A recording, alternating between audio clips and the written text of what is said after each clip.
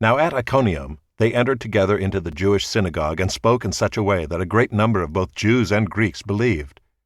But the unbelieving Jews stirred up the Gentiles and poisoned their minds against the brothers. So they remained for a long time, speaking boldly for the Lord, who bore witness to the word of his grace, granting signs and wonders to be done by their hands. But the people of the city were divided. Some sided with the Jews, and some with the apostles. When an attempt was made by both Gentiles and Jews, with their rulers, to mistreat them and to stone them, they learned of it and fled to Lystra and Derbe, cities of Lycaonia, and to the surrounding country, and there they continued to preach the gospel. Now at Lystra there was a man sitting who could not use his feet. He was crippled from birth and had never walked. He listened to Paul speaking, and Paul, looking intently at him and seeing that he had faith to be made well, said in a loud voice, "Stand upright on your feet." And he sprang up and began walking. And when the crowd saw what Paul had done, they lifted up their voices, saying in Lycaonian, "The gods have come down to us in the likeness of men." Barnabas they called Zeus, and Paul Hermes, because he was the chief speaker. And the priest of Zeus, whose temple was at the entrance to the city, brought oxen and garlands to the gates, and wanted to offer sacrifice with the crowds.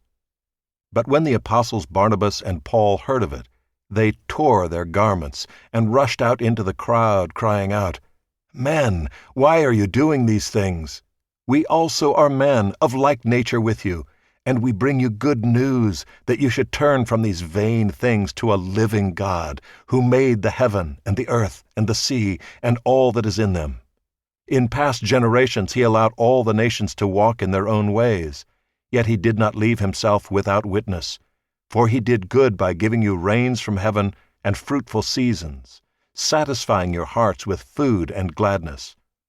Even with these words they scarcely restrained the people from offering sacrifice to them.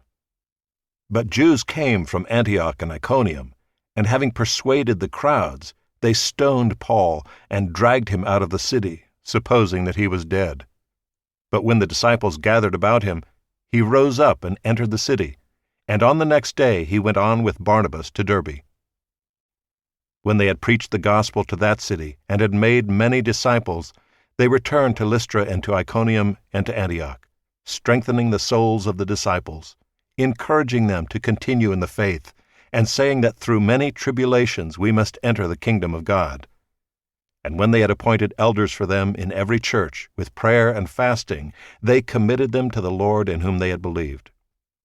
Then they passed through Pisidia and came to Pamphylia. And when they had spoken the word in Perga, they went down to Attalia, and from there they sailed to Antioch, where they had been commended to the grace of God for the work that they had fulfilled. And when they arrived and gathered the church together, they declared all that God had done with them, and how he had opened a door of faith to the Gentiles. And they remained no little time with the disciples.